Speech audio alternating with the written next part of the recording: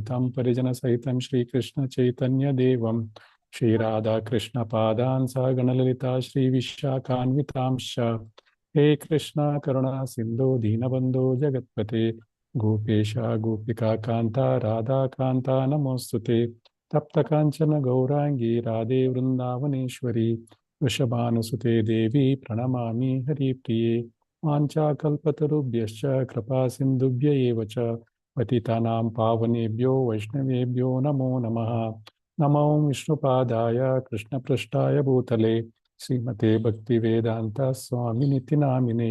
नमस्ते सरस्वती देवे गौरवाणी प्रचारिणे निर्विशेष शून्यवादी पाश्चात्य देशतारिणे। जय श्री कृष्ण चैतन्य प्रभु नित्यानंद श्री अद्वैत गदाधर श्रीवासादि गौर भक्तवृंद। हरे कृष्णा कृष्ण कृष्ण हरे हरे हरे राम राम राम हरे हरे। ಯಾರು ಚಾಂಟಿಂಗ್ ಮಾಡ್ತೀರಾ ಇದನ್ನ ಶ್ಲೋಕ ಶಿಷ್ಟಾಷ್ಟಕಂ? ಹರೇ ಕೃಷ್ಣ.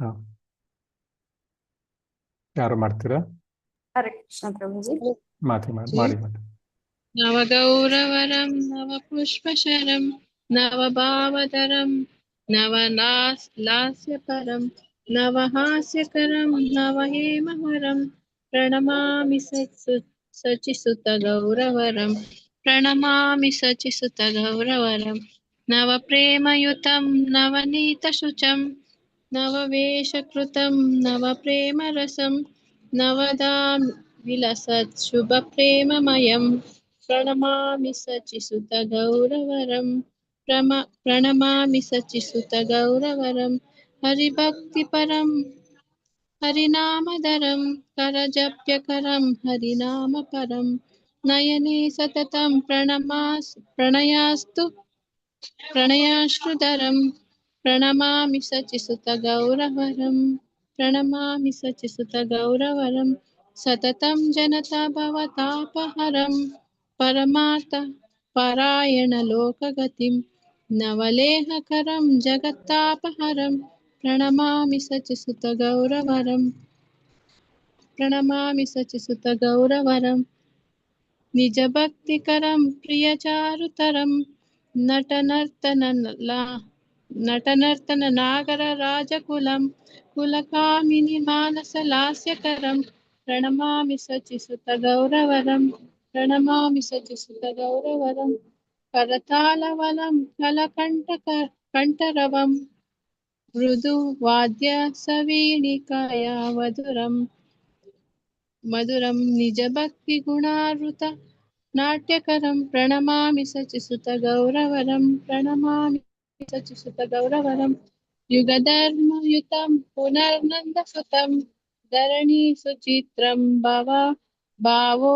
ಭಾವೋಚಿತಂ ತನುಧ್ಯಾನ ಚಿತಂ ನಿಜವಾಸಯುತಂ ಪ್ರಣಮಾಮಿ ಸಚಿಸುತ ಗೌರವರಂ ಪ್ರಣಮಾಮಿ ಸಚಿಸುತ ಗೌರವರಂ ಅರುಣಂ ನಯನಂ ಚರಣಂ ವಸನಂ ವದನೆ ಸ್ಖಲಿತಂ ಸ್ವಕನಾಮಧರಂ ಕುರುತೆ ಸುರಸಂ ಜಗತಃ ಜೀವನಂ ಪ್ರಣಮಾಮಿ ಸಚಿಸುತ ಗೌರವರಂ ಪ್ರಣಮಾಮಿ ಸಚಿಸುತ ಗೌರವರಂ. ಇದು ಓದುತ್ತಾ ಪ್ರಭುಜಿ?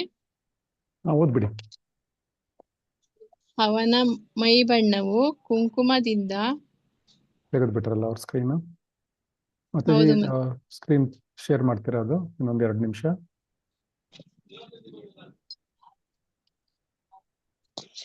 ಹರೇ ಕೃಷ್ಣ. ಮಾತಾಜಿ ಬೇರೆಯವರಿಗೆ ಚಾನ್ಸ್ ಕೊಡಿ ಅಂತ. ಹಾಗೇನಾ? ಓಕೆ, ಬೇರೆಯವರಿಗೆ ಚಾನ್ಸ್ ಕೊಡಿ. ಆಯ್ತು, ಧನ್ಯವಾದಗಳು. ಧನ್ಯವಾದಗಳು.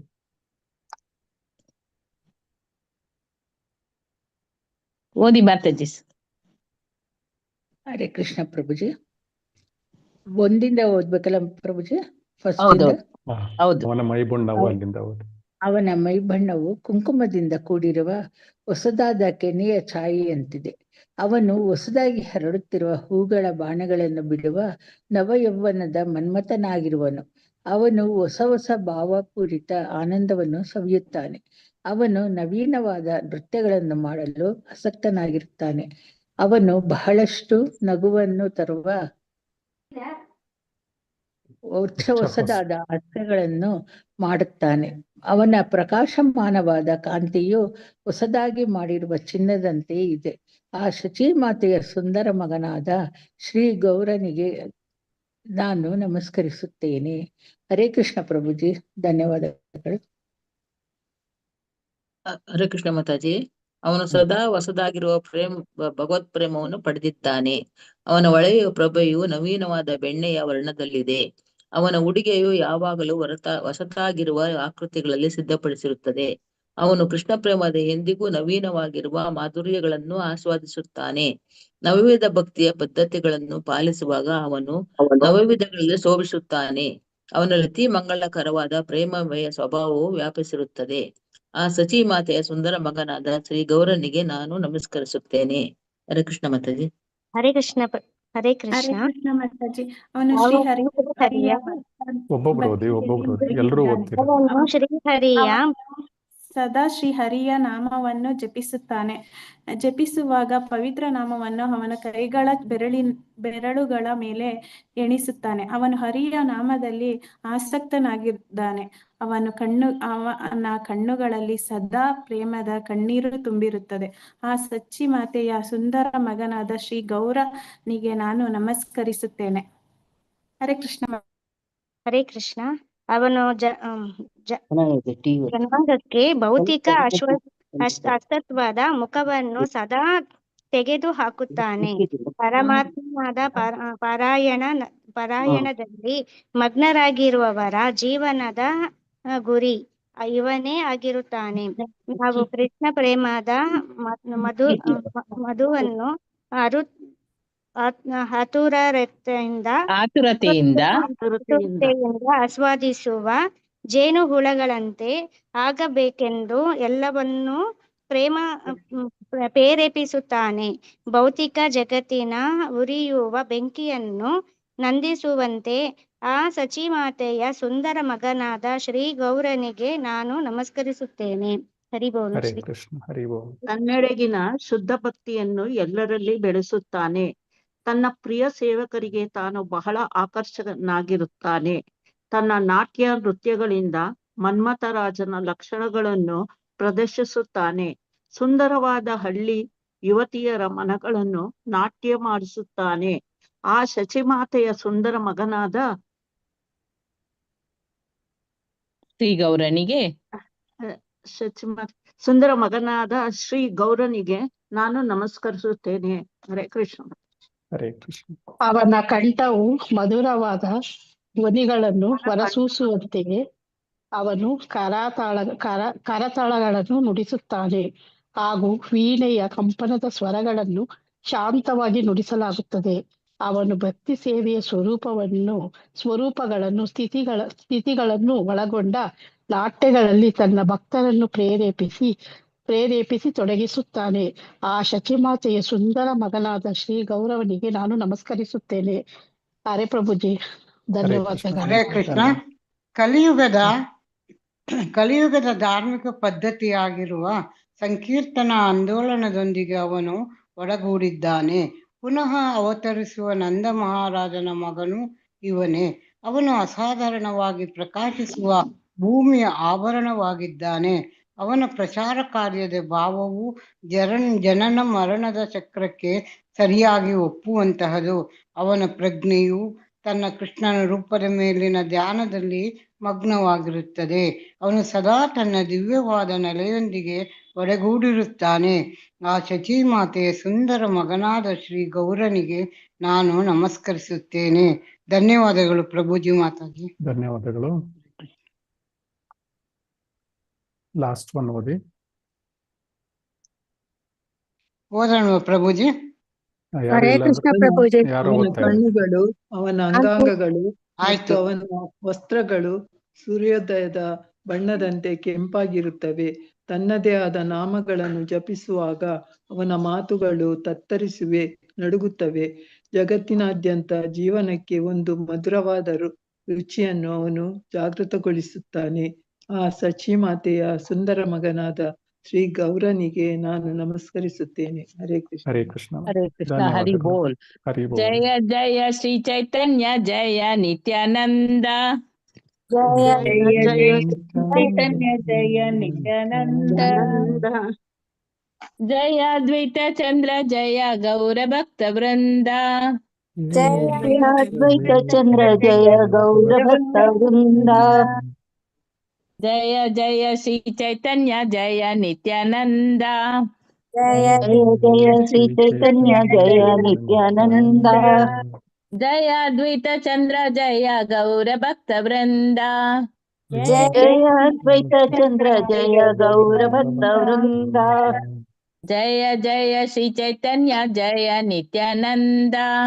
ಜಯ ಜಯ ಜಯ ಶ್ರೀ ಚೈತನ್ಯ ಜಯ ನಿತ್ಯಾನಂದ. ಜಯ ಅದ್ವೈತ ಚಂದ್ರ ಜಯ ಗೌರ ಭಕ್ತ ವೃಂದ. ಜಯ ಅದ್ವೈತ ಚಂದ್ರ ಜಯ ಗೌರ ಭಕ್ತ ವೃಂದ. ಹರೇ ಕೃಷ್ಣ. ಹರೇ ಹರೇ ಕೃಷ್ಣ. ಕೃಷ್ಣ ಮಾತಾಜಿ. ಧನ್ಯವಾದಗಳು ಹರೇ ಎಲ್ಲರಿಗೂ. ಕೃಷ್ಣ. ಹರೇ ಕೃಷ್ಣ ಮಾತಾಜಿ. ಸೊ ಇಂದಿನ ದಿವಸ 5ನೇ ಅಧ್ಯಾಯವನ್ನು ನೋಡ್ಲಿಕ್ಕಿದ್ದೇವೆ. ಚೈತನ್ಯ ಚರಿತಾಮೃತ ಮಧ್ಯ ಲೀಲೆ 5ನೇ ಅಧ್ಯಾಯಗಳು. 5ನೇ ಅಧ್ಯಾಯದ ಶೀರ್ಷಿಕೆ ಸಾಕ್ಷಿ ಗೋಪಾಲನ ಲೀಲೆಗಳು ಅಂತ. ತುಂಬಾ ಅದ್ಭುತವಾಗಿದೆ. ಈ ಚೈತನ್ಯ ಚರಿತಾಮೃತವನ್ನು ಬರೆದಿರೋರು ಯಾರು?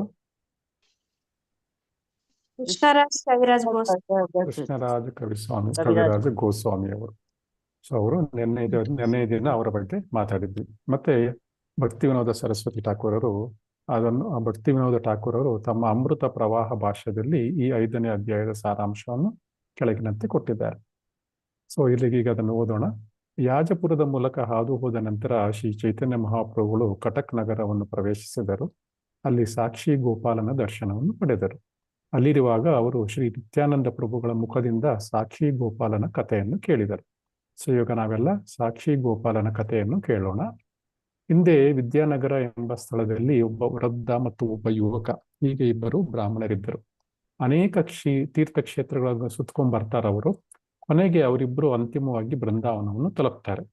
ಆದ್ರಿಂದ ಆವಾಗ ಆ ವೃದ್ಧ ಬ್ರಾಹ್ಮಣನಿಗೆ ಯುವ ಬ್ರಾಹ್ಮಣ ಏನಿದ್ದಾನೆ ತುಂಬಾ ಸೇವೆ ಮಾಡ್ತಾ ಇರ್ತಾನೆ. ಸೊ ನಂತರ ಆ ಸೇವೆಯಿಂದ ತುಂಬಾ ಸಂತುಷ್ಟನಾಗಿ ಅವನೇನ್ ಹೇಳ್ತಾನೆ, ನನ್ನ ಕೊನೆಯ ಮಗಳು ಏನಿದ್ದಾಳೆ ಅವಳಿಗೆ ನಿನಗೆ ಕೊಡ್ಲಿಕ್ಕೆ ನಾನು ಇಷ್ಟಪಡ್ತೇನೆ ಅಂತ ಹೇಳ್ತಾನೆ. ಸೊ ನಂತರ ಅವನು ಬೃಂದಾವನದ ಗೋಪಾಲ ವಿಗ್ರಹದ ಮುಂದೆ ವೃದ್ಧನಿಂದ ಒಂದು ಭರವಸೆಯನ್ನು ಪಡಿತಾನೆ. ಹೀಗೆ ಗೋಪಾಲ ವಿಗ್ರಹವು ಸಾಕ್ಷಿಯಾಗಿ ಕಾರ್ಯನಿರ್ವಹಿಸುತ್ತೆ. ಹೇಗೆ ಕಾರ್ಯನಿರ್ವಹಿಸುತ್ತೆ ಈಗ ಮುಂದಿನ ಇದು ಪ್ಯಾರಾಗ್ರಾಫ್ ಅಲ್ಲಿ ನೋಡೋಣ. ಸೊ ನಂತರ ಅವರಿಬ್ರು ವಿದ್ಯಾನಗರಕ್ಕೆ ಬರ್ತಾರೆ. ಆಮೇಲೆ ಯುವ ಬ್ರಾಹ್ಮಣನು ವಿವಾಹದ ವಿಷಯವನ್ನು ವೃದ್ಧ ಬ್ರಾಹ್ಮಣನೊಂದಿಗೆ ಪ್ರಸ್ತಾಪ ಮಾಡ್ತಾನೆ. ಆದ್ರೆ ವೃದ್ಧ ಬ್ರಾಹ್ಮಣನ ಹೆಂಡತಿ ಮತ್ತು ಸಂಬಂಧಿಕರು ಅದಕ್ಕೆ ಒಪ್ಕೊಳ್ಳೋದಿಲ್ಲ ಅವರು. ಸೊ ಆದ್ರಿಂದ ಅವನೇನ್ ಹೇಳ್ತಾನೆ, ಆ ವೃದ್ಧ ಬ್ರಾಹ್ಮಣ ಹೇಳ್ತಾನೆ, ನನಗೆ ಅದರಿಂದ ಏನ್ ಭರವಸೆ ಕೊಟ್ಟಿದೆ ನನ್ಗೆ ನೆನಪಿಲ್ಲ ಅಂದ್ಬಿಡ್ತಾನೆ. ಸೊ ಆದ್ರಿಂದ ಅವನೇನ್ ಮಾಡ್ತಾನೆ, ಯುವ ಬ್ರಾಹ್ಮಣ ಮತ್ತೆ ಬೃಂದಾವನಕ್ಕೆ ಹೋಗಿ ಗೋಪಾಲನಿಗೆ ಸಂಪೂರ್ಣ ಕಥೆಯನ್ನು ಹೇಳ್ತಾನೆ. ನಂತರ ಗೋಪಾಲ್ಜಿ ಏನ್ ಮಾಡ್ತಾನೆ, ಆ ಯುವಕನ ಭಕ್ತಿಗೆ ಒಲಿದು ಅವನೊಂದಿಗೆ ಅವನ ಹಿಂದ್ಗಡೆನೆ ನಡ್ಕೊಂಡ್ ಬರ್ತಾನೆ. ಸೊ ಗೋಪಾಲ್ಜಿಯ ಕಾಲಿನ ಗೆಜ್ಜೆಯ ಒಂದು ಶಬ್ದವನ್ನು ಕೇಳ್ತಾ ಯುವ ಬ್ರಾಹ್ಮಣನು ಮುಂದೆ ಹೋಗ್ತಾ ಇರ್ತಾನೆ. ಸೊ ಈ ರೀತಿಯಾಗಿ ವಿದ್ಯಾನಗರದ ಎಲ್ಲ ಗಣ್ಯರು ನೆರೆದಿರುವಾಗ ಗೋಪಾಲಜಿಯ ವೃದ್ಧ ಬ್ರಾಹ್ಮಣ ಭರವಸೆಗೆ ಸಾಕ್ಷಿ ಹೇಳ್ತಾನೆ. ಸೊ ಹೀಗೆ ಅವರಿಬ್ಬರ ವೃದ್ಧ ಬ್ರಾಹ್ಮಣನ ಕೊನೆಯ ಮಗಳೊಂದಿಗೆ ಈ ಯುವ ಬ್ರಾಹ್ಮಣ ವಿವಾಹ ನಡೆಯುತ್ತೆ. ನಂತರ ಆ ದೇಶದ ರಾಜನು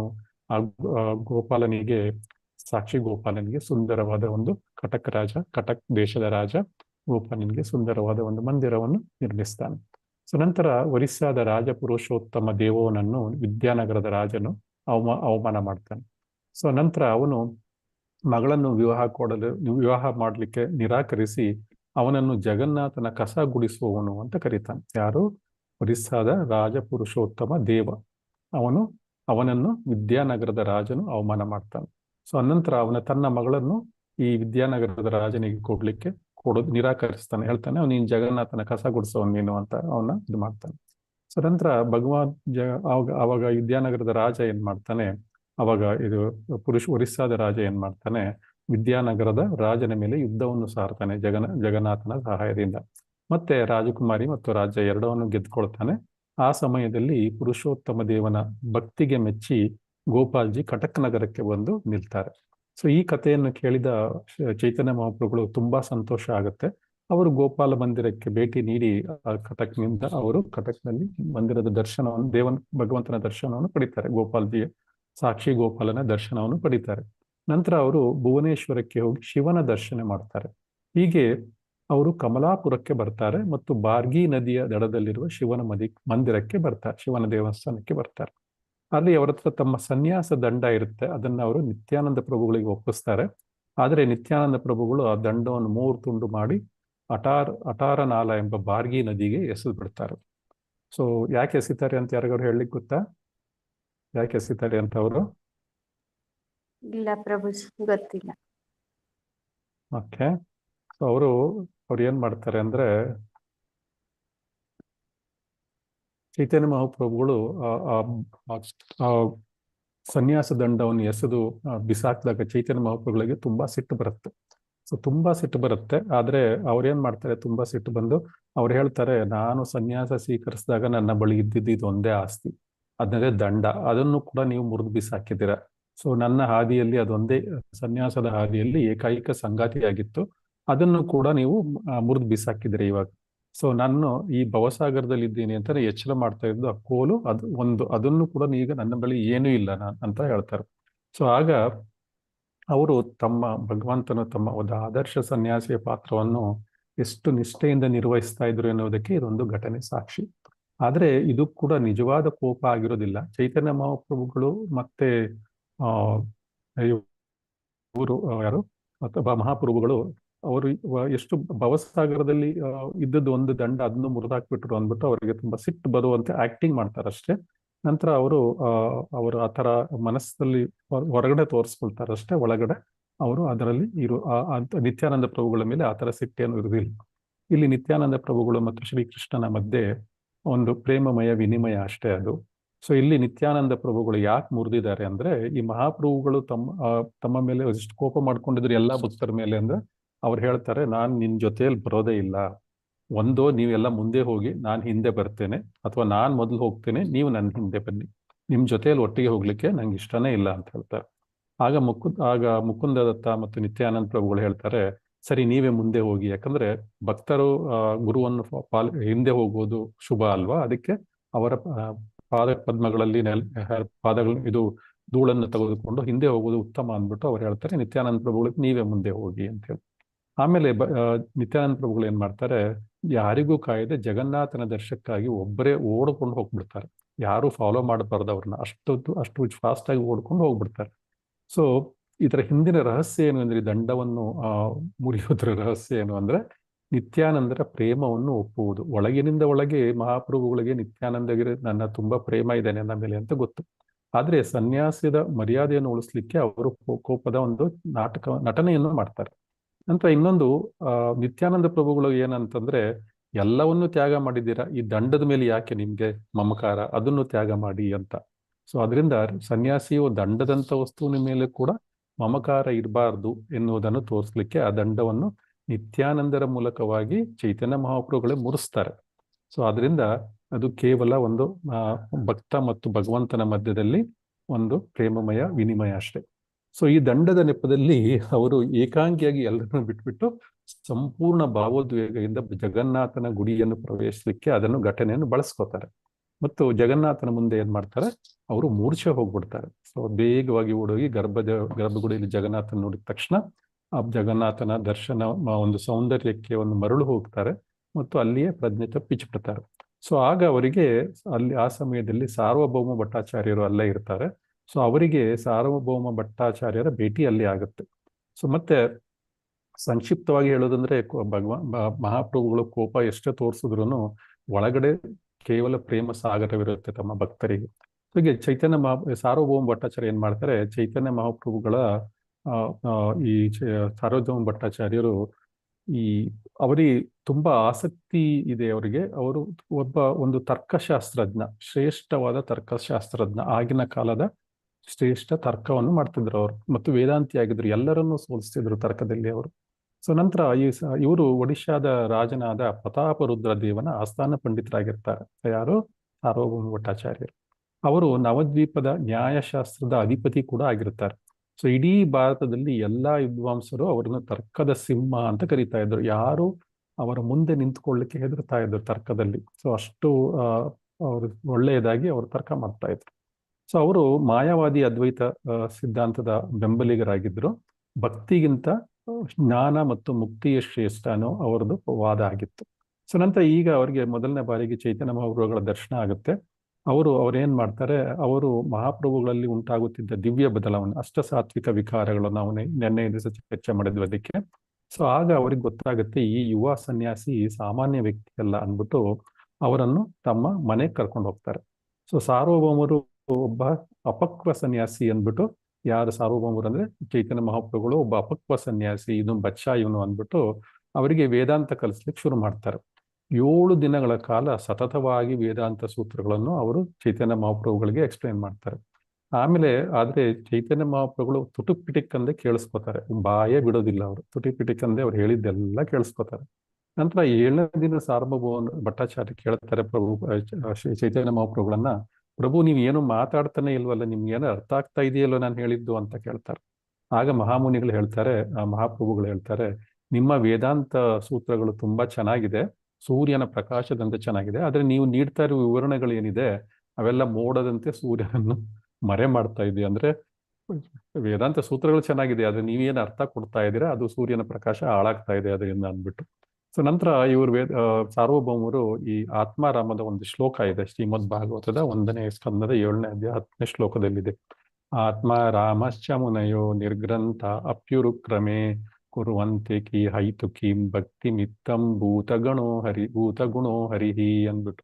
ಸೊ ಈ ಶ್ಲೋಕಕ್ಕೆ ಈ 9 ರೀತಿಯ ಅರ್ಥಗಳನ್ನು ಕೊಡ್ತಾರೆ ಯಾರು, ಸಾರ್ವಭೌಮ ಭಟ್ಟಾಚಾರ್ಯರು.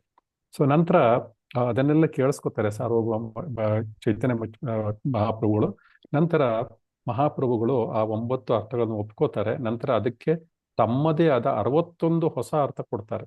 ಆಗ ಸಾರ್ವಭೌಮರಿಗೆ ಸುಸ್ತಾಗಿ ಹೋಗ್ತಾರೆ ಅವರು, ಈ ಒಬ್ಬ ಸಾಮಾನ್ಯ ಮನುಷ್ಯ ಅಲ್ಲ ಅವರಿಗೆ ಅಂತ ಗೊತ್ತಾಗುತ್ತೆ. ಆಮೇಲೆ ಅವಾಗ ಈ ಸಂಪೂರ್ಣ ಅಹಂಕಾರ ಕರಗಿ ಹೋಗುತ್ತೆ ಸಾರ್ವಭೌಮ ಭಟ್ಟಾಚಾರ್ಯರದು. ಅವರಿಗೆ ತಮ್ಮ ದಿವ್ಯ ಸ್ವರೂಪವನ್ನು ತೋರಿಸ್ತಾರೆ, ಅಂದ್ರೆ ಚತುರ್ಭುಜ ದಿವ್ಯ ಸ್ವರೂಪವನ್ನು ತೋರಿಸ್ತಾರೆ. ಬಿಲ್ಲು ಬಾಣ ಹಿಡಿದ ರಾಮನಾಗಿ, ಕುಳಡು ಹಿಡಿದ ಕೃಷ್ಣನಾಗಿ, ಒಂದೇ ರೂಪದಲ್ಲಿ ಆ ಷಡ್ಭುಜ ರೂಪಗಳ ಒಂದು ರೂಪವನ್ನು ಅವರು ಸಾರ್ವಭೌಮ ಭಟ್ಟಾಚಾರ್ಯರಿಗೆ ತೋರಿಸ್ತಾರೆ. ಮತ್ತು ಸಾರ್ವಭೌಮ ಭಟ್ಟಾಚಾರ್ಯ ಏನ್ ಹೇಳ್ತಾರೆ, ಪ್ರಜ್ಞೆ ತಪ್ಪಿ ಬಿದ್ದೋಗ್ತಾರೆ. ಎಚ್ಚರ ಆದಾಗ ಅವರು ಮಹಾಪ್ರಭುಗಳ ಪಾದಗಳಿಗೆ ಶರಣಾಗ್ತಾರೆ. ತಕ್ಷಣ ಅವರು ಮಹಾಪ್ರಭುಗಳನ್ನು 100 ಶ್ಲೋಕಗಳನ್ನು ಅವರು ರಚಿಸಿ ಭಗವಂತನ ಒಂದು ಸ್ತುತಿಯನ್ನು ಮಾಡ್ತಾರೆ.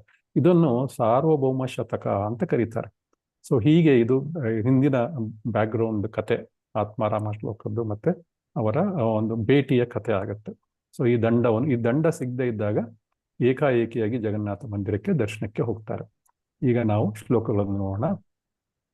ಒಬ್ಬ ಬ್ರಾಹ್ಮಣನಿಗೆ ಅನುಗ್ರಹಿಸಲು ಸಾಕ್ಷಿ ಗೋಪಾಲನಾಗಿ ಪ್ರಕಟನಾದ ಪರಮಪುರುಷ ಭಗವಂತನಿಗೆ ಬ್ರಹ್ಮಣ್ಯ ದೇವ ನಾನು ಗೌರವಪೂರ್ವಕ ಪ್ರಣಾಮಗಳನ್ನು ಸಲ್ಲಿಸುತ್ತಿದ್ದೇನೆ. 100 ದಿನಗಳ ಕಾಲ ಅವರು ತಮ್ಮದೇ ಕಾಲುಗಳಿಂದ ನಡೆದು ದೇಶಾದ್ಯಂತ ಪ್ರಯಾಣಿಸಿದರು. ಅವರ ಲೀಲೆಗಳು ನಿಜಕ್ಕೂ ಅದ್ಭುತ. ಶ್ರೀ ಚೈತನ್ಯ ಮಹಾಪ್ರಭುಗಳಿಗೆ ಜಯವಾಗಲಿ, ಭಗವಾನ್ ನಿತ್ಯಾನಂದ ಪ್ರಭುಗಳಿಗೆ ಜಯವಾಗಲಿ, ಶ್ರೀ ಅದ್ವೈತ ಪ್ರಭುಗಳಿಗೆ ಜಯವಾಗಲಿ ಮತ್ತು ಶ್ರೀ ಚೈತನ್ಯ ಮಹಾಪ್ರಭುಗಳ ಎಲ್ಲ ಭಕ್ತರಿಗೂ ಕೂಡ ಜಯವಾಗಲಿ ಅಂತ. ಸೊ ಚೈತನ್ಯ ಮಹಾಪ್ರಭುಗಳು ಮತ್ತು ಅವರ ಬಳಗವು ನಡೆಯುತ್ತಾ ಅಂತಿಮವಾಗಿ ವೈತರಣಿ ನದಿಯ ದಡದಲ್ಲಿರುವ ಯಾಜಪುರಕ್ಕೆ ತಲುಪ್ತಾರೆ.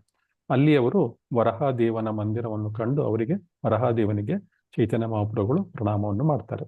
ವರಹಾದೇವನ ಮಂದಿರದಲ್ಲಿ ಚೈತನ್ಯ ಮಹಾಪ್ರಭುಗಳು ಸಂಕೀರ್ತನೆ, ನೃತ್ಯ ಮತ್ತು ಪ್ರಾರ್ಥನೆಯನ್ನು ಮಾಡಿ ಆ ರಾತ್ರಿ ಅವರು ಅದೇ ದೇವಸ್ಥಾನದಲ್ಲಿ ಇರ್ತಾರೆ. ನಂತರ ಚೈತನ್ಯ ಮಹಾಪ್ರಭುಗಳು ಸಾಕ್ಷಿ ಗೋಪಾಲನ ದರ್ಶನಕ್ಕಾಗಿ ಕಟಕ್ ನಗರಕ್ಕೆ ಹೋಗ್ತಾರೆ ಮತ್ತು ಗೋಪಾಲನ ವಿಗ್ರಹವನ್ನು ಕಂಡು ಸೌಂದರ್ಯಕ್ಕೆ ಅವರು ತುಂಬಾ ಮರಳಾಗ್ತಾರೆ. ಅಲ್ಲಿ ಚೈತನ್ಯ ಮಹಾಪ್ರಭುಗಳು ಸ್ವಲ್ಪ ಸಮಯ ಕೀರ್ತನೆ ಮತ್ತು ನೃತ್ಯವನ್ನು ಮಾಡ್ತಾರೆ ಮತ್ತು ಪರವಶರಾಗಿ ಗೋಪಾಲನಿಗೆ ಅನೇಕ ಪ್ರಾರ್ಥನೆಗಳನ್ನು ಸಲ್ಲಿಸ್ತಾರೆ. ಆ ರಾತ್ರಿ ಚೈತನ್ಯ ಮಹಾಪ್ರಭುಗಳು ಗೋಪಾಲ ಮಂದಿರದಲ್ಲೇ ಉಳ್ಕೋತಾರೆ ಮತ್ತು ಎಲ್ಲಾ ಭಕ್ತರೊಂದಿಗೆ ಸಾಕ್ಷಿ ಗೋಪಾಲನ ಕಥೆಯನ್ನು ಕೇಳ್ತಾರೆ. ಇಲ್ಲಿ ನಿತ್ಯಾನಂದ ಪ್ರಭುಗಳು ಈ ಹಿಂದೆ ನಿತ್ಯಾನಂದ ಪ್ರಭುಗಳು ವಿವಿಧ ತೀರ್ಥಕ್ಷೇತ್ರಗಳನ್ನು ನೋಡ್ಲಿಕ್ಕೆ ಭಾರತದೆಲ್ಲ ಪ್ರಸಾರ ಮಾಡಿದಾಗ ಅವರು ಆವಾಗಲೂ ಕೂಡ ಕಟಕ್ನಲ್ಲಿ ಸಾಕ್ಷಿ ಗೋಪಾಲನ್ನು ನೋಡ್ಲಿಕ್ಕೆ ಬಂದಿದ್ರು.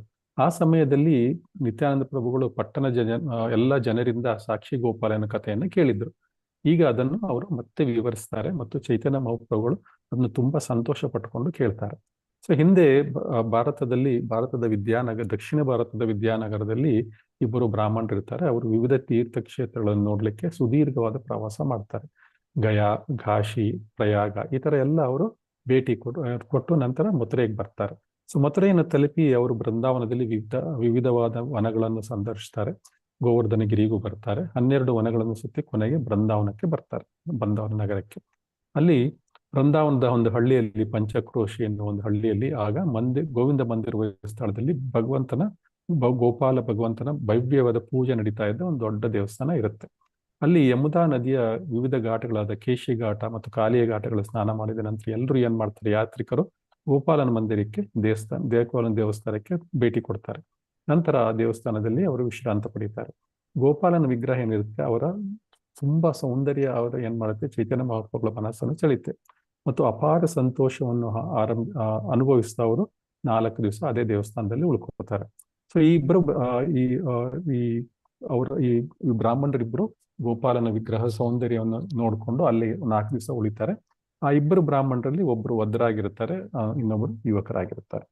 ಸೊ ಯುವಕ ವೃದ್ಧನಿಗೆ ಸೇವೆ ಮಾಡ್ತಾ ಇರ್ತಾನೆ. ವಾಸ್ತವವಾಗಿ ಯುವ ಬ್ರಾಹ್ಮಣನು ವೃದ್ಧನಿಗೆ ಸೇವೆ ಮಾಡ್ತಾ ಇರ್ತಾನೆ ಮತ್ತು ಅವನ ಸೇವೆಯಿಂದ ವೃದ್ಧನು ಕೂಡ ತುಂಬಾ ಸಂತುಷ್ಟನಾಗಿರ್ತಾನೆ. ವೃದ್ಧ ಹೇಳ್ತಾನೆ, ನೀನು ನನಗೆ ಅನೇಕ ಸಹಾಯಗಳನ್ನು ಮಾಡಿದ್ಯಾ, ಎಲ್ಲಾ ತೀರ್ಥಕ್ಷೇತ್ರಗಳಿಗೂ ಪ್ರಯಾಣಿಸ್ಲಿಕ್ಕೆ ಸಹಾಯ ಮಾಡಿದ್ಯಾ, ನನ್ನ ಸ್ವಂತ ಮಕ್ಕಳು ಇದ್ರೂ ಕೂಡ ನನ್ನ ಸೇವೆ ಇಷ್ಟೆಲ್ಲ ಮಾಡ್ತಿರ್ಲಿಲ್ಲ. ಸೊ ನಿನ್ನ ಕರುಣೆಯಿಂದ, ನಿನ್ನ ಸೇವೆಯಿಂದ ನನಗೆ ಸುಸ್ತಾಗ್ಲಿಲ್ಲ, ಪ್ರವಾಸದ ಸಮಯದಲ್ಲಿ ನನಗೆ ಆಯಾಸವಾಗ್ಲಿಲ್ಲ. ಸೊ ನಾನು ನಿನಗೆ ಗೌರವ ತೋರಿಸ್ತಾ ಇದ್ರೆ ನಾನು ಕೃತಜ್ಞನಾಗ್ತೇನೆ, ಅದರಿಂದ ನನ್ನ ಮಗಳನ್ನು ನಿನಗೆ ದಾನವಾಗಿ, ಕನ್ಯಾದಾನವಾಗಿ ಕೊಡ್ತೇನೆ ಅಂತ ಭರವಸೆ ಕೊಡ್ತಾನೆ, ಅಂದ್ರೆ ಕೊನೆಯ ಮಗಳನ್ನು. ಸೊ ನಂತರ ಯುವ ಬ್ರಾಹ್ಮಣ ಹೇಳ್ತಾನೆ, ದಯವಿಟ್ಟು ಕೇಳಿ, ನೀವು ತುಂಬಾ ಅಸಹಜವಾದದ್ದನ್ನು ಹೇಳ್ತಿದ್ದೀರಿ, ಇಂತಹ ವಿಷಯಗಳು ಎಂದಿಗೂ ಆಗೋದಿಲ್ಲ. ಸೊ ನೀವು ಬೇಡ, ನೀವು ಅತ್ಯಂತ ಪ್ರತಿಷ್ಠಿತ ಶ್ರೀಮಂತ ಮನೆತನದವರು, ವಿದ್ಯಾವಂತರು, ನಾನು ತುಂಬಾ ಶ್ರೀಮಂತನಲ್ಲ, ಸೂಕ್ತವಾದ ಶಿಕ್ಷಣವೂ ಇಲ್ಲ, ಆಸ್ತಿ ಇಲ್ಲ, ಅದರಿಂದ ನಿಮ್ಮ ಮಗಳಿಗೆ ಸೂಕ್ತವಾದ ವರನಲ್ಲ. ಕೇವಲ ಕೃಷ್ಣನ ತೃಪ್ತಿಗಾಗಿ ನಾನು ನಿಮಗೆ ಸೇವೆ ಮಾಡ್ತಾ ಇದ್ದೀನಿ ಅಷ್ಟೇ. ಅಂದ್ರೆ ಸರ್ವಂ ಕೃಷ್ಣಾರ್ಪಣಮಸ್ತು. ಇವನ್ ಈ ಯುವಕ ಏನಿದ್ದಾನೆ, ಯುವಕ ಬ್ರಾಹ್ಮಣ ಏನ್ ಸೇವೆ ಮಾಡ್ತಾ ಇದ್ದಾನೆ, ನಾನು ಕೃಷ್ಣನ ತೃಪ್ತಿಗೆ ಮಾಡ್ತಾ ಇದ್ದೀನಿ, ನಿಮ್ಮ ತೃಪ್ತಿಗೋಸ್ಕರ ಅಂತ ಮಾಡ್ತಾ ಇಲ್ಲ, ನನ್ನ ತೃಪ್ತಿಗೂ ಮಾಡ್ತಾ ಇಲ್ಲ, ಕೃಷ್ಣನಿಗೋಸ್ಕರ ಸೇವೆ ಮಾಡ್ತಾ ಇದ್ದೀನಿ. ಯಾಕಂದ್ರೆ ಬ್ರಾಹ್ಮಣರಿಗೆ ಸೇವೆ ಸಲ್ಲಿಸುವ ಸೇವೆಯಿಂದ ಕೃಷ್ಣ ಬಹಳ ಪ್ರಸನ್ನನಾಗ್ತಾನೆ. ಸೊ ಅದರಿಂದ ಕೃಷ್ಣ ಪ್ರಸನ್ನನಾದಾಗ ಭಕ್ತನ ಭಕ್ತಿಯ ಸಂಪತ್ತು ಹೆಚ್ಚಾಗುತ್ತೆ, ಭಕ್ತಿಯ ಅಕೌಂಟ್ ಹೆಚ್ಚಾಗುತ್ತೆ, ಅದಕ್ಕೋಸ್ಕರ ಅವನು ಸೇವೆ ಮಾಡ್ತಾ ಇದ್ದಾನೆ. ಆಗ ವೃದ್ಧ ಬ್ರಾಹ್ಮಣ ಹೇಳ್ತಾನೆ, ಇಲ್ಲ, ಯಾವ ಸಂಶಯನೂ ಬೇಡ, ಖಂಡಿತವಾಗ್ಲೂ ನಾನು ನಿನಗೆ ನನ್ನ ಮಗಳನ್ನು ಕನ್ಯಾದಾನದಲ್ಲಿ ಕೊಡ್ತೇನೆ, ನಾನು ನಿರ್ಧಾರ ಮಾಡಿ ಆಗಿದೆ ಅಂತ ಹೇಳ್ತಾನೆ. ಆದ್ರೆ ಈಗಲೂ ಯುವ ಬ್ರಾಹ್ಮಣ ಹೇಳ್ತಾರೆ, ನಿಮ್ಗೆ ಹೆಂಡತಿ ಅಂದ್ರೆ ಮಕ್ಕಳಿದ್ದಾರೆ, ಎಲ್ಲ ಬಳಗ ಇದೆ, ಅವ್ರನ್ನೆಲ್ಲ ಕೇಳದೆ ಏನು ಸಹ ಒಪ್ಪಿಗೆ ಇಲ್ಲದೆ ನೀವು ಹೇಗೆ ದಾನ ಕೊಡ್ಲಿಕ್ಕೆ ಸಾಧ್ಯ? ಸೊ ರಾಣಿ ರುಕ್ಮಿಣಿ ಮತ್ತು ಅವಳ ತಂದೆ ಭೀಷ್ಮಕನ ಕಥೆಯನ್ನು ಒಮ್ಮೆ ನೆನೆಸ್ಕೊಳ್ಳಿ. ಭೀಷ್ಮಕನ ತಂದೆ, ಅವನಿಗೆ ರುಕ್ಮಿಣಿ ಹೇಗೆ ಅವನು ಕೃಷ್ಣ ಎತ್ಕೊಂಡು ಬರ್ಬೇಕಾಗತ್ತೆ.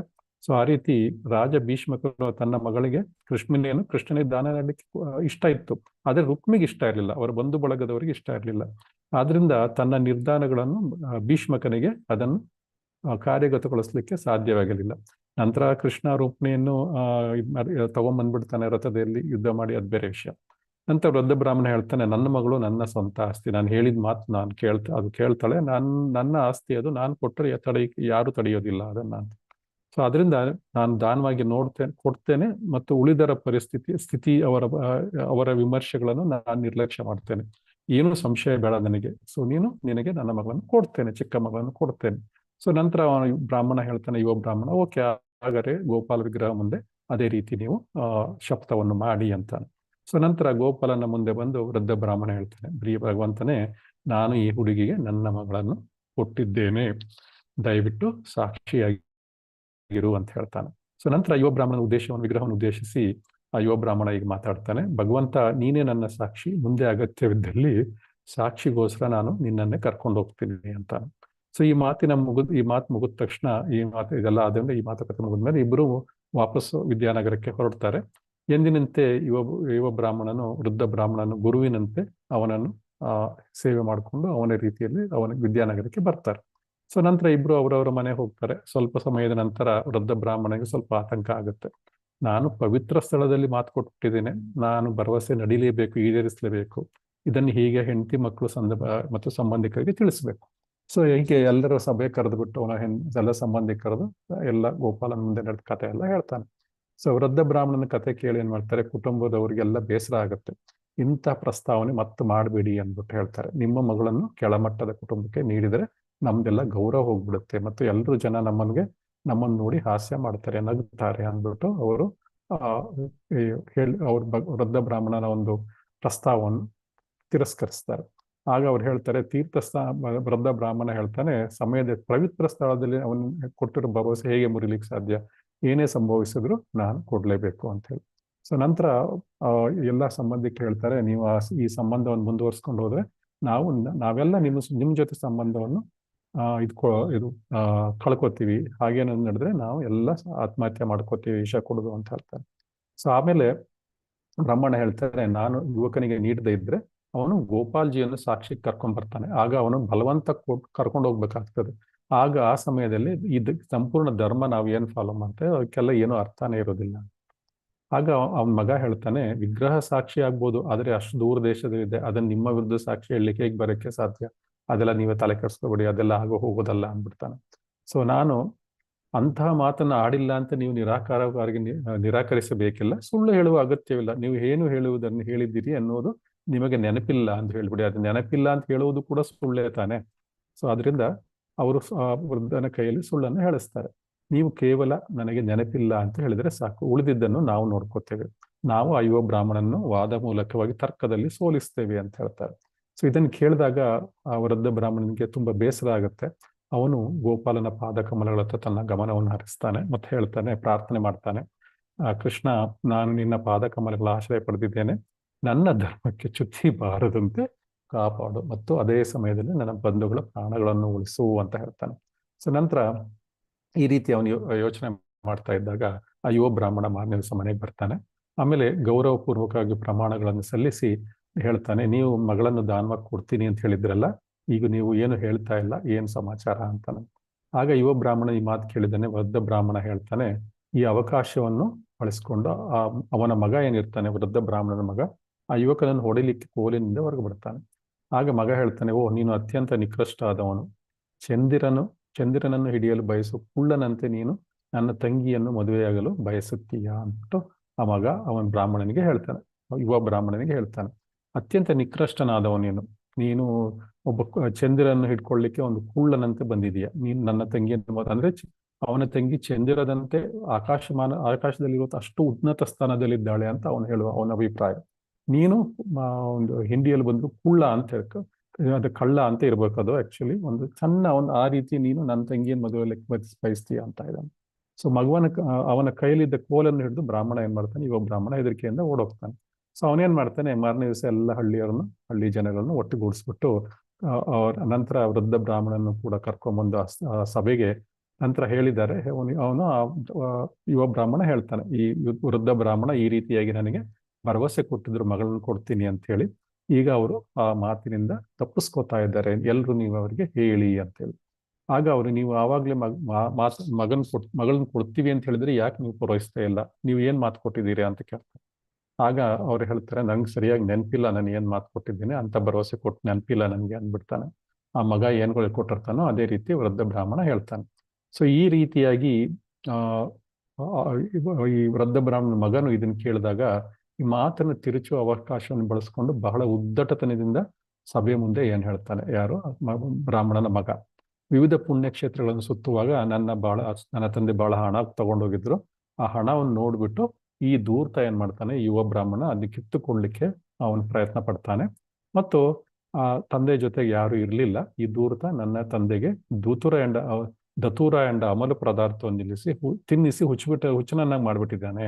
ನನ್ನ ತಂದೆ ಹಣ ಎಲ್ಲ ಪಡ್ಕೊಂಡ್ಬಿಟ್ಟು ಯಾರು ಕಳ್ಳರು ಕದ್ಬಿಟ್ಟಿದ್ದಾರೆ ಅಂದ್ಬಿಟ್ಟು ಹೇಳ್ಬಿಟ್ಟು ನನ್ನ ತಂದೆ ಅವನ ಮಗಳನ್ನು ದಾನವಾಗಿ ಕೊಡ್ಲಿಕ್ಕೆ ಭರವಸೆ ನೀಡಿದ್ದಾನೆ ಅಂತ ಸುಳ್ಳು ಹೇಳ್ತಾ ಇದ್ದಾನೆ ಅಂದ್ಬಿಟ್ಟು.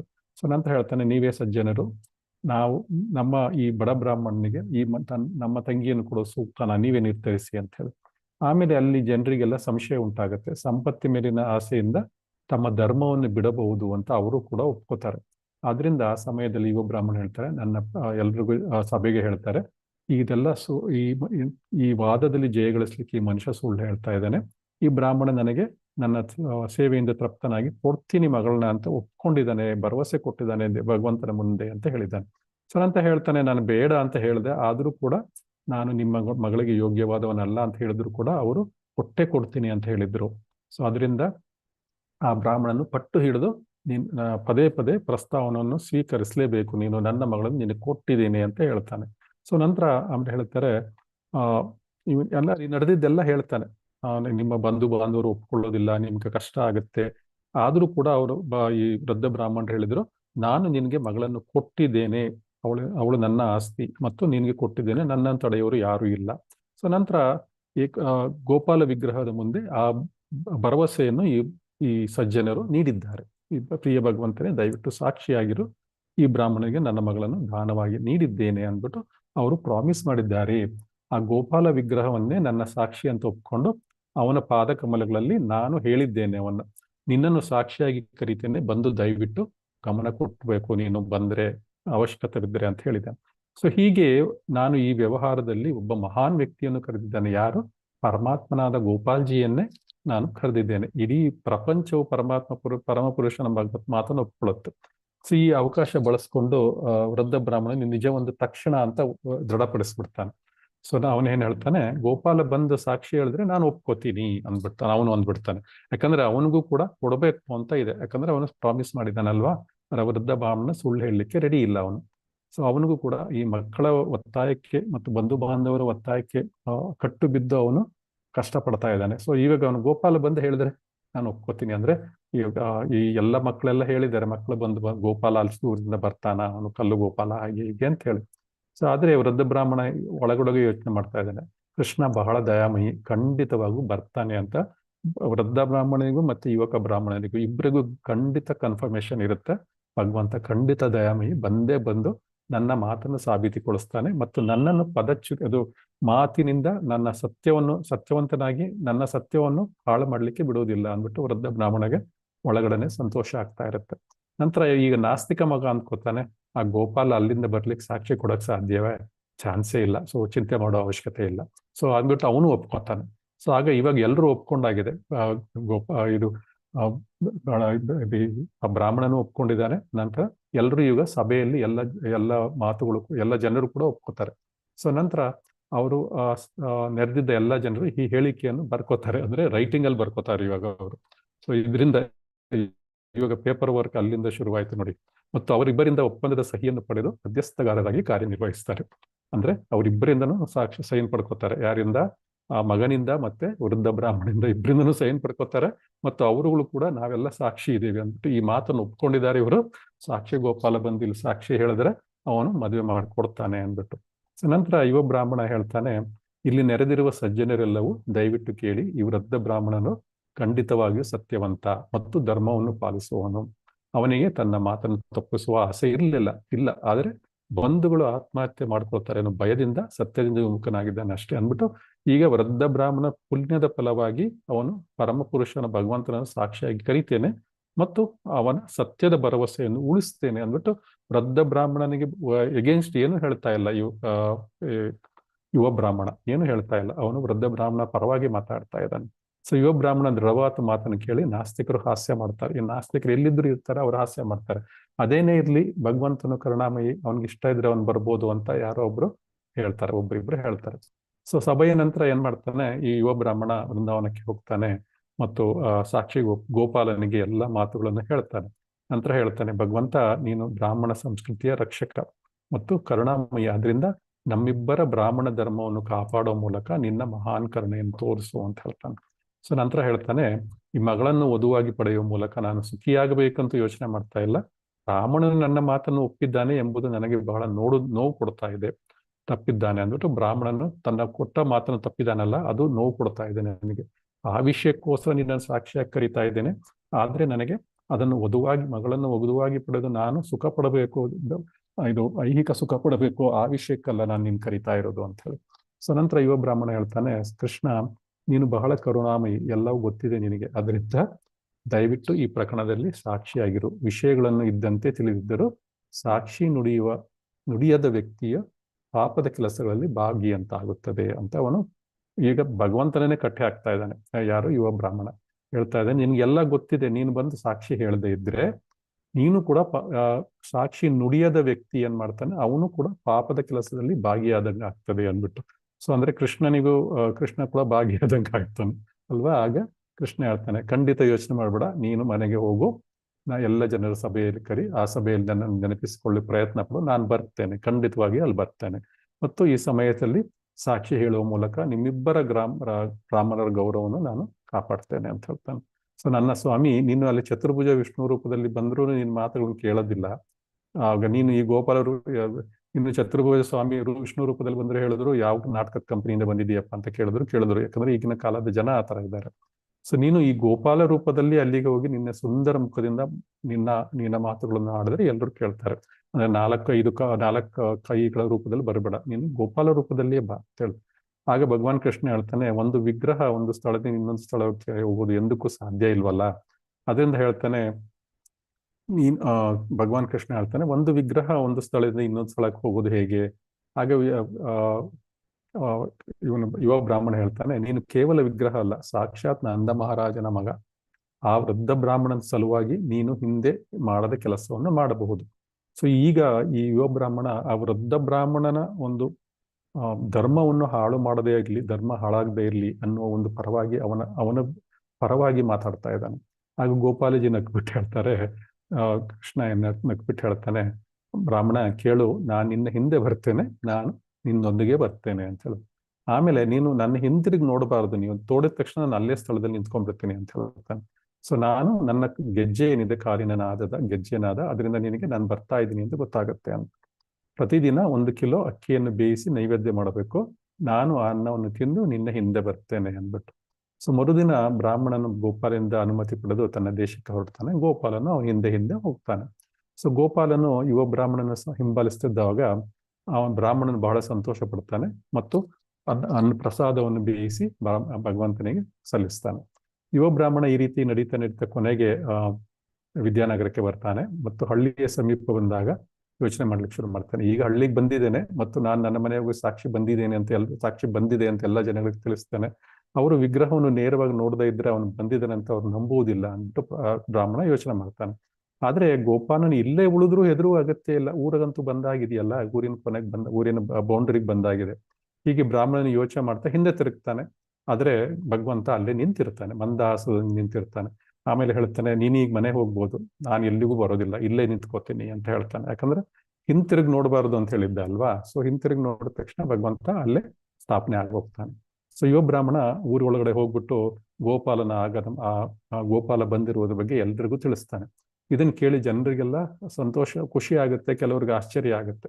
ಸೊ ಎಲ್ಲರೂ ಕೂಡ ಸಾಕ್ಷಿ ಗೋಪಾಲನ ನೋಡ್ಲಿಕ್ಕೆ ಬರ್ತಾರೆ ಮತ್ತು ಭಗವಂತನ ನಿಜವಾಗಿ ನಿಂತಿರುವುದನ್ನ ನೋಡಿ ಪ್ರಣಾಮ. ನೆನ್ನೆ ಇರ್ಲಿಲ್ಲ ಅಲ್ವಾ, ಇವತ್ತು ಬಂದ್ಬಿಟ್ಟಿದೆ, ಎಲ್ಲಿಂದ ಬರುತ್ತೆ?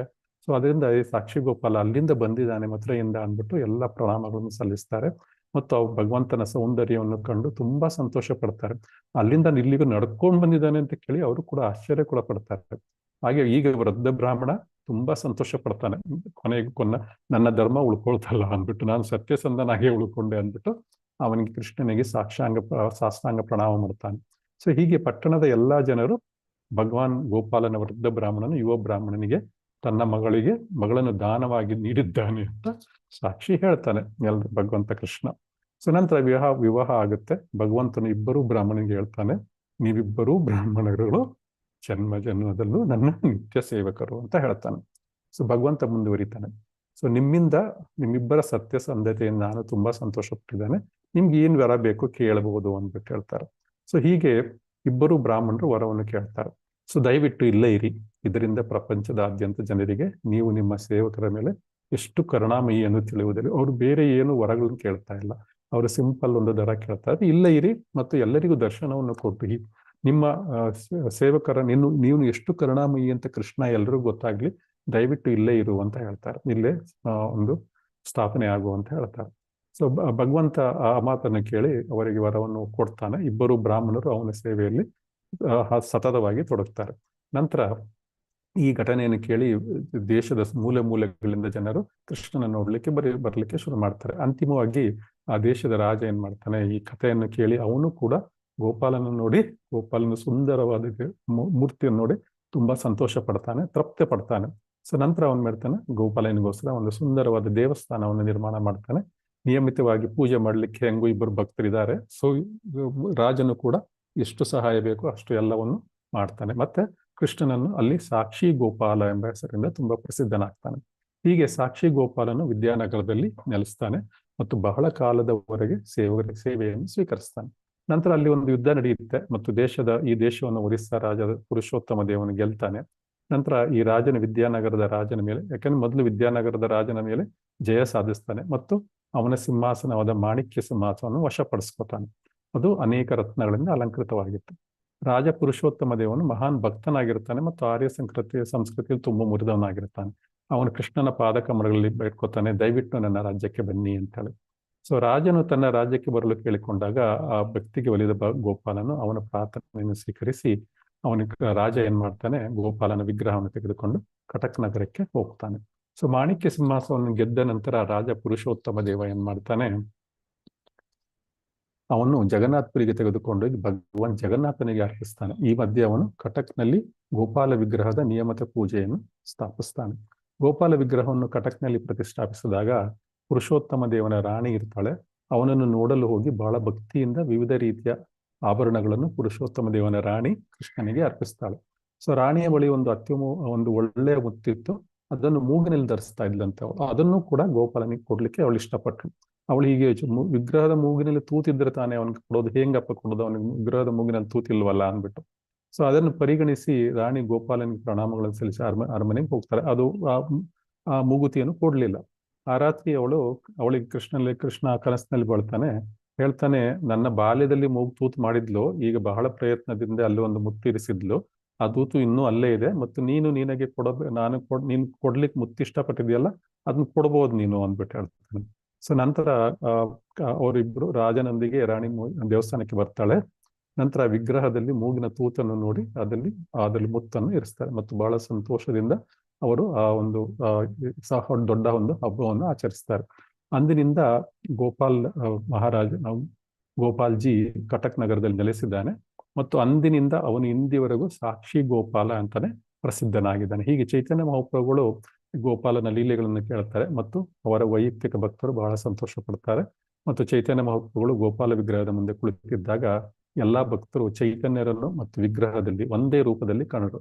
ಯಾಕಂದ್ರೆ ಗೋಪಾಲ ಬೇರೆ ಇಲ್ಲ, ಚೈತನ್ಯ ಮಹಾಪ್ರಭುಗಳು ಬೇರೆ ಇಲ್ಲ. ಅವರಿಬ್ಬರು ಒಂದೇ ಬಣ್ಣದವರಾಗಿದ್ದರು. ಇಬ್ಬರು ದೈತ್ಯಾಕಾರದ ದೇಹವನ್ನು ಹೊಂದಿದ್ದರು. ಇಬ್ಬರು ಕೇಸರಿ ವಸ್ತ್ರವನ್ನು ಧರಿಸಿದ್ರು ಮತ್ತು ಗಂಭೀರವಾಗಿದ್ದರು. ಚೈತನ್ಯ ಮಹಾಪ್ರಭುಗಳು ಮತ್ತು ಗೋಪಾಲರು ಇಬ್ಬರು ಪ್ರಕಾಶಮಾನವಾಗಿ ಹೊಳಿತಾ ಇದ್ರು ಮತ್ತು ಕಮಲದಂತಹ ಕಣ್ಣುಗಳನ್ನು ಹೊಂದಿದ್ರು ಎಂದು ಭಕ್ತರು ಕಾಣ್ತಾರೆ. ಇಬ್ಬರು ಭಾವಪರವಶೆಯಲ್ಲಿದ್ದು ಇಬ್ಬರ ಮುಖವು ಪೂರ್ಣ ಚಂದನಂತೆ ಹೊಳೆಯುತ್ತಾ ಇತ್ತು. ನಿತ್ಯಾನಂದರು ಗೋಪಾಲ ವಿಗ್ರಹ ಮತ್ತು ಶ್ರೀ ಚೈತನ್ಯ ಮಹಾಪ್ರಭುಗಳು ಈ ರೀತಿ ಕಂಡು ಅವರು ಮಂದಹಾಸ ಬೀರುತ್ತಿದ್ದ ಭಕ್ತರೊಂದಿಗೆ ಮಾತುಗಳನ್ನು ಮಾಡ್ಲಿಕ್ಕೆ ಶುರು ಮಾಡ್ತಾರೆ. ಹೀಗೆ ಸಂತೋಷದಿಂದ ಚೈತನ್ಯ ಮಹಾಪ್ರಭುಗಳು ಆ ರಾತ್ರಿಯನ್ನು ಅದೇ ದೇವಸ್ಥಾನದಲ್ಲಿ ಕಳೀತಾರೆ. ಬೆಳಿಗ್ಗೆ ಮಂಗಳಾರತಿಯ ದರ್ಶನ ಪಡೆದು ಅವರು ತಮ್ಮ ಪ್ರಯಾಣವನ್ನು ಮುಂದುವರಿಸ್ತಾರೆ. ಸೊ ಈ ಚೈತನ್ಯ ಭಾಗವತ ಗ್ರಂಥದಲ್ಲಿ ಶ್ರೀ ವೃಂದಾವನ ದಾಸ ಠಾಕೂರರು ಏನ್ ಹೇಳ್ತಾರೆ, ಭುವನೇಶ್ವರಕ್ಕೆ ಹೋಗುವ ಹಾದಿಯಲ್ಲಿ ಭಗವಂತನನ್ನು ಸಂದರ್ಶಿಸಿದ ಸ್ಥಳಗಳನ್ನು ಇಲ್ಲಿ ಸ್ಪಷ್ಟವಾಗಿ ಹೇಳಿದೆ, ಎಲ್ಲ ಒಂದು ವಿವರವಾಗಿ ಕೊಟ್ಟಿದ್ದಾರೆ. ಶ್ರೀ ಚೈತನ್ಯ ಮಹಾಪ್ರಭುಗಳು ಕಮರಾಪುರಕ್ಕೆ ಬಂದಾಗ ಬಾರ್ಗಿ ನದಿ ಸ್ನಾನ ಮಾಡಿದ್ರು ಮತ್ತು ಸನ್ಯಾಸ ದಂಡವನ್ನು ಪ್ರಭು ನಿತ್ಯಾನಂದರ ಕೈಯಲ್ಲಿರ್ತಾರೆ. ಅವರು ಚೈತನ್ಯ ಮಹಾಪ್ರಭುಗಳು ಕಪೋತೇಶ್ವರ ಎಂದು ಕರೆಯಲ್ಪಡುವ ಶಿವನ ಮಂದಿರಕ್ಕೆ ಹೋದಾಗ ನಿತ್ಯಾನಂದ ಪ್ರಭುಗಳು ಆ ದಂಡ ಏನ್ ಮಾಡ್ತಾರೆ, 3 ಭಾಗಗಳಿಗೆ 3 ಪೀಸ್ ಮಾಡಿ ಬಾರ್ಗಿ ನದಿಗೆ ಬಿಸಾಕ್ತಾರೆ. ನಂತರ ನದಿಯು ದಂಡಭಾಗ ನದಿ ಅಂತ ಪ್ರಸಿದ್ಧ ಆಗತ್ತೆ, ದಂಡಭಂಗಾ ನದಿ ಅಂತ ಪ್ರಸಿದ್ಧ ಆಗತ್ತೆ. ಯಾಕಂದ್ರೆ ದಂಡವನ್ನು ಮುರಿಯೋದು ಅಂದ್ರೆ ಭಂಗ ಅಂದ್ರೆ ದಂಡವನ್ನು 3 ಪೀಸ್ ಮಾಡಿರೋದು. 3 ಪೀಸ್ ಮಾಡಿ ದಂಡವನ್ನು ಮುರಿದು ಆ ನದಿಗೆ ಬೀಸಾಕಿದ್ರಿಂದ ಅದು ದಂಡಭಾಗ ನದಿ ಅಂತ ಪ್ರಸಿದ್ಧ ಆಯಿತು. ಸೊ ದೂರದಿಂದಲೇ ಜಗನ್ನಾಥ ಮಂದಿರವನ್ನು ಕಂಡ ಚೈತನ್ಯ ಮಹಾಪ್ರಭುಗಳು ಕೂಡಲೇ ಭಾವಪರವಶರಾಗ್ತಾರೆ. ಅಲ್ಲಿ ದೇವಸ್ಥಾನಕ್ಕೆ ಪ್ರಣಾಮ ಸಲ್ಲಿಸಿದ ನಂತರ ಅವರು ಕೃಷ್ಣ ಪ್ರೇಮದಲ್ಲಿ ನರ್ತನವನ್ನು ಮಾಡಲಿಕ್ಕೆ ಪ್ರಾರಂಭ ಮಾಡ್ತಾರೆ. ಭಗವಾನ್ ಚೈತನ್ಯರ ಸಹವಾಸದಲ್ಲಿ ಎಲ್ಲಾ ಭಕ್ತರು ಕೂಡ ಭಾವಪರವಶರಾಗ್ತಾರೆ. ಹೀಗೆ ಅವರು ರಸ್ತೆಯ ಉದ್ದಕ್ಕೂ ನೃತ್ಯ ಮಾಡುತ್ತಾ ಹಾಡುತ್ತಾ ಹೋಗ್ತಾ ಇರ್ತಾರೆ. ಸೊ ಚೈತನ್ಯ ಮಹಾಪ್ರಭುಗಳು ಆ ಸಮಯದಲ್ಲಿ ನಗ್ತಾರೆ, ಆಡ್ತಾರೆ, ನೃತ್ಯ ಮಾಡ್ತಾರೆ ಮತ್ತು ಅನೇಕ ದಿವ್ಯ ಧ್ವನಿಗಳನ್ನು ಮಾಡ್ತಾರೆ. ಮಂದಿರವು ಕೇವಲ 6 ಮೈಲಿ ದೂರದಲ್ಲಿದ್ದರೂ ಅವರಿಗೆ ಆ ದೂರವು ಸಾವಿರಾರು ಮೈಲಿಗಳಂತೆ ತೋರಿತು. ಯಾಕಂದ್ರೆ ನಿಧಾನವಾಗಿ ನರ್ತನ ಮಾಡ್ಕೊಂಡು ಹೋಗ್ತಾ ಇದ್ದಾರೆ. ಹೀಗೆ ನಡೆಯುತ್ತಾ ಭಗವಂತನ ಕೊನೆಗೆ ಅಠಾರ ನಾಲ ಎಂಬ ಸ್ಥಳಕ್ಕೆ ಬರ್ತಾರೆ. ಅಲ್ಲಿ ಅವರು ಬಾಹ್ಯ ಪಜ್ಜೆಗೆ ಬಂದು ಚೈತನ್ಯ ಮಹಾಪ್ರಭುಗಳೊಂದಿಗೆ ಮಾತಾಡ್ತಾರೆ. ನಂತರ ದಯವಿಟ್ಟು ನನ್ನ ದಂಡವನ್ನು ವಾಪಸ್ ಕೊಡಿ ಅಂತ ಕೇಳ್ತಾರೆ. ಆಗ ನಿತ್ಯಾನಂದ ಪ್ರಭುಗಳು ಹೇಳ್ತಾರೆ, ಪ್ರಭುಗಳೇ ನೀವು ಕೆಳಗೆ ಬೀಳುವಾಗ ನಾನು ನಿಮ್ಮನ್ನು ಹಿಡ್ಕೊಂಡೆ, ಆದ್ರೆ ನಾವಿಬ್ರು ದಂಡದ ಮೇಲೆ ಬಿದ್ದು ದಂಡ ಮುರಿದೋಯ್ತು ಅಂತ ಹೇಳ್ತಾರೆ. ಸೊ ನಂತರ ಹೇಳ್ತಾರೆ ಚೂರಿ ಎಲ್ಲೋದು ನಂಗೆ ಗೊತ್ತಿಲ್ಲ ಇವಾಗ ಅಂತಾರೆ. ಸೊ ಅದರಿಂದ ಚೈತನ್ಯ ಪ್ರಭು ಹೇಳ್ತಾರೆ, ಇವ್ರ ಪ್ರಭುಗಳು ಹೇಳ್ತಾರೆ, ನಿತ್ಯಾನಂದ ಪ್ರಭುಗಳು, ಖಂಡಿತವಾಗಿ ನನ್ನ ಅಪರಾಧ ನಿಮ್ಮ ದಂಡ ಮುರಿದಿದೆ, ಅದನ್ನು ಸರಿ ಎಂದು ಭಾವಿಸಿದಂತೆ ನನ್ನನ್ನು ಅದನ್ನು ಸರಿ ಅಂತ ಭಾವಿಸಿದ್ರೆ ನನ್ನ ಕಾರಣಕ್ಕಾಗಿ ನೀವು ನನ್ನನ್ನು ದಂಡಿಸ್ಬೋದು ಅಂತಾರೆ. ಸೊ ನಂತರ ಈ ದಂಡ ಮುರಿದ ಕಥೆಯನ್ನು ಕೇಳಿದ ನಂತರ ಭಗವಂತನು ತುಂಬಾ ವಿಷಾದ ವ್ಯಕ್ತಪಡಿಸ್ತಾರೆ, ಸೋಪವನ್ನು ಕೂಡ ತೋರಿಸ್ತಾರೆ, ಮತ್ತೆ ಹೇಳ್ತಾರೆ, ನನ್ನನ್ನು ನೀಲಾದ್ರಿಗೆ ಕರೆತಂದು ನೀವೆಲ್ಲರೂ ನನಗೆ ಉಪಕಾರ ಮಾಡಿದ್ರೆ, ಆದರೆ ಬಳಿ ಇದ್ದ ಏಕೈಕ ವಸ್ತು ಆ ದಂಡ, ಅದನ್ನು ನೀವು ಕಾಪಾಡಿಲ್ಲ. ಆದ್ರಿಂದ ನೀವು ಜಗನ್ನಾಥನ ದೇವನ ದರ್ಶಕ್ಕೆ ನೀವು ನನ್ನ ಹಿಂದೆ ಬರಬೇಕು, ಇಲ್ಲ ಮುಂದೆ ಹೋಗ್ಬೇಕು, ನಾನು ನಿಮ್ಮ ಜೊತೆ ಬರೋದಿಲ್ಲ ಅಂದ್ಬಿಟ್ಟು. ಆಗ ಮುಕುಂದ ದತ್ತರು ಹೇಳ್ತಾರೆ ಚೈತನ್ಯ ಮಹಾಪ್ರಭುಗಳಿಗೆ, ಭಗವಂತ ನೀವು ಮುಂದೆ ಹೋಗಿ, ನಾವು ಉಳಿದವರೆಲ್ಲ ನಾವು ನಿಮ್ಮ ಹಿಂದೆ ಬರ್ತೇವೆ, ನಾವು ಹಿಂದೆ ಬರುವ ಅವಕಾಶ ಮಾಡಿಕೊಡಿ ಅಂತಾರೆ. ನಾವು ನಿಮ್ಮೊಂದಿಗೆ ಬರೋದಿಲ್ಲ ನೀವು ಹೇಳ್ದಂಗೆ. ಆಗ ಚೈತನ್ಯ ಮಹಾಪ್ರಭುಗಳು ಎಲ್ಲಾ ಭಕ್ತರಿಗಿಂತ ಮುಂದೆ ಬಹಳ ವೇಗವಾಗಿ ಓಡ್ಕೊಂಡು ನಡ್ಕೊಂಡು ಹೋಗ್ಲಿಕ್ಕೆ ಶುರು ಮಾಡ್ತಾರೆ. ಸೊ ಚೈತನ್ಯ ಮಹಾಪ್ರಭು ನಿತ್ಯಾನಂದ ಪ್ರಭು ಇಬ್ಬರು ಭಗವತ್ತಿಂದಿರ ನಿಜವಾದ ಉದ್ದೇಶವನ್ನು ಯಾರು ಅರ್ಥ ಮಾಡ್ಕೊಳ್ಳಿಕ್ಕೆ ಸಾಧ್ಯವಾಗಲಿಲ್ಲ. ಸೊ ಅದು ಚೈತನ್ಯ ಮಹಾಪ್ರಭುಗಳು ಅದನ್ನು ದಂಡ ಮುರಿಲಿ ಅಂತಾನೆ ಇತ್ತು ನಿತ್ಯಾನಂದ ಪ್ರಭುಗಳು ಅದರ ಪ್ರಕಾರನೇ ಮುರಿದು ಅವರು ನದಿಗೆ ಬಿಸಾಕಿದ್ರು. ಸೊ ಏಕೆ ದಂಡ ಮುರಿದ್ರು? ಚೈತನ್ಯ ಮಹಾಪ್ರಭುಗಳು ಅದನ್ನು ಏಕೆ ಅನುಮತಿ ಕೊಟ್ಟರು, ಅದನ್ನು ಅನುಮತಿಸಿದಂತೆ ಚೈತನ್ಯ ಮಹಾಪ್ರಭುಗಳು ಏಕೆ ಕೋಪಕೊಂಡ್ರು, ಇದನ್ನು ಭಕ್ತರಿಗೆ ಅರ್ಥ ಮಾಡ್ಕೊಳ್ಳಿಕ್ಕೆ ಸುಲಭವಾಗಿ ಸಾಧ್ಯವಾಗುವುದಿಲ್ಲ. ದಂಡವನ್ನು ಮುರಿಯುವ ಲೀಲೆ ಬಹಳ ಆಳವಾದದ್ದು. ಯಾರ ಭಕ್ತಿಯು ಇಬ್ಬರು ಭಗವಂತದಿರ ಪಾದಕಮಲಗಳ ಸ್ಥಿರವಾಗಿದೆಯೋ ಅವರು ಮಾತ್ರ ಅದನ್ನು ಅರ್ಥ ಮಾಡ್ಕೊಳ್ಳಿಕ್ಕೆ ಸಾಧ್ಯ. ಬ್ರಾಹ್ಮಣರ ಮೇಲೆ ಕರುಣೆ ತೋರುವ ಭಗವಾನ್ ಗೋಪಾಲನ ಮಹಿಮೆಗಳು ಬಹಳ ದೊಡ್ಡವು. ಸಾಕ್ಷಿ ಗೋಪಾಲನ ಕಥೆಯನ್ನು ನಿತ್ಯಾನಂದ ಪ್ರಭುಗಳು ವಿವರಿಸ್ತಾರೆ ಮತ್ತು ಚೈತನ್ಯ ಮಹಾಪ್ರಭುಗಳು ಅದನ್ನು ದೇವಸ್ಥಾನದಲ್ಲಿ ಕೇಳ್ತಾರೆ. ಸೊ ಭಗವಾನ್ ಗೋಪಾಲ್ ಕಥೆಯನ್ನು ಇದು ಮುಖ್ಯ ತುಂಬಾ ಶ್ಲೋಕ 160. ಭಗವಾನ್ ಗೋಪಾಲನ ಈ ಕಥೆಯನ್ನು ಯಾರು ಶ್ರದ್ಧೆ ಮತ್ತು ಪ್ರೇಮದಿಂದ ನೀವೆಲ್ಲ ಕೇಳಿದಿರ, ನೀವೆಲ್ಲ ಅತಿ ಶೀಘ್ರದಲ್ಲೇ ಭಗವಾನ್ ಗೋಪಾಲನ ಪಾದ ಕಮಲಗಳನ್ನು ಪಡೆಯುತ್ತೀರಾ. ಹರೇ ಕೃಷ್ಣ. ಶ್ರೀ ರೂಪ ಮತ್ತು ಶ್ರೀ ರಂಗನಾಥರ ಪಾದ ಕಮಲಗಳಲ್ಲಿ ಪ್ರಾರ್ಥಿಸುತ್ತಾ, ಯಾವಾಗಲೂ ಅವರ ಕರುಣೆಯನ್ನು ಬಯಸುತ್ತಾ, ಕೃಷ್ಣದಾಸನಾದ ನಾನು ಅವರ ಹೆಜ್ಜೆಗಳನ್ನು ಅನುಸರಿಸುತ್ತಾ ಶ್ರೀ ಚೈತನ್ಯ ಚರಿತಾಮೃತವನ್ನು ವಿವರಿಸುತ್ತೇನೆ. ಹರೇ ಕೃಷ್ಣ. ವಾಂಚಾ ಕಲ್ಪತರುಭ್ಯಶ್ಚ ಕೃಪಾ ಸಿಂಧುಭ್ಯೈವ ಚ ಪತಿತಾನಾಂ ಪಾವನೇಭ್ಯೋ ವೈಷ್ಣವೇಭ್ಯೋ ನಮೋ ನಮಃ. ಹರೇ ಕೃಷ್ಣ ಕೃಷ್ಣ ಕೃಷ್ಣ ಹರೇ ಹರೇ, ಹರೇ ರಾಮ ರಾಮ ರಾಮ ಹರೇ ಹರೇ. ಇಲ್ಲಿಗೆ 5ನೇ ಅಧ್ಯಾಯ ಸಾಕ್ಷಿ ಗೋಪಾಲನ ಲೀಲೆಗಳು ಎಂಬ ಮಧ್ಯಲೀಲೆಯ 5ನೇ ಅಧ್ಯಾಯ ಮುಕ್ತಾಯವಾಯಿತು. ಎಲ್ಲರಿಗೂ ಧನ್ಯವಾದಗಳು. ಹರೇ ಕೃಷ್ಣ ಪ್ರಭುಜಿ, ಧನ್ಯವಾದಗಳು. ಧನ್ಯವಾದಗಳು ಪ್ರಭುಜಿ. ಧನ್ಯವಾದಗಳು ಪ್ರಭುಜಿ. ಎಲ್ಲರಿಗೂ ಅಟೆಂಡೆನ್ಸ್ ಹಾಕಿ, ಎಲ್ಲರೂ ಅಟೆಂಡೆನ್ಸ್ ಹಾಕಿ. ಹರೇ ಕೃಷ್ಣ.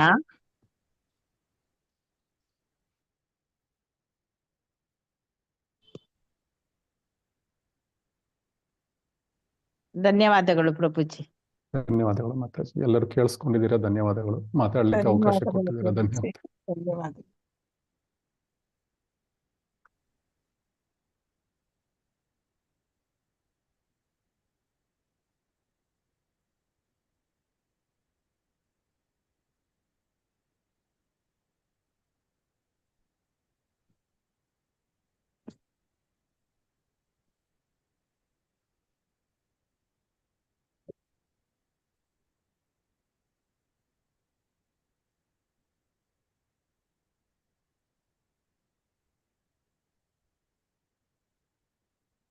ಎಲ್ಲರದ್ದು ಅಟೆಂಡೆನ್ಸ್ ಆಯ್ತಾ? ಮಾತಾಜಿ. ಪ್ರಭುಜಿ ಎಂಡ್ ಮಾಡ್ಬೋದು ಪ್ರಭುಜಿ ಮೀಟಿಂಗ್. ಓಕೆ ಮಾತಾಜಿ. ಮಾತಾಜಿ, ಇದು ಅಟೆಂಡೆನ್ಸ್ ಶೀಟ್ ಅಲ್ಲಿ ಊರು ಗೀರು ಎಲ್ಲ ಕೇಳಿದಿರ, ಏನಕ್ಕದು?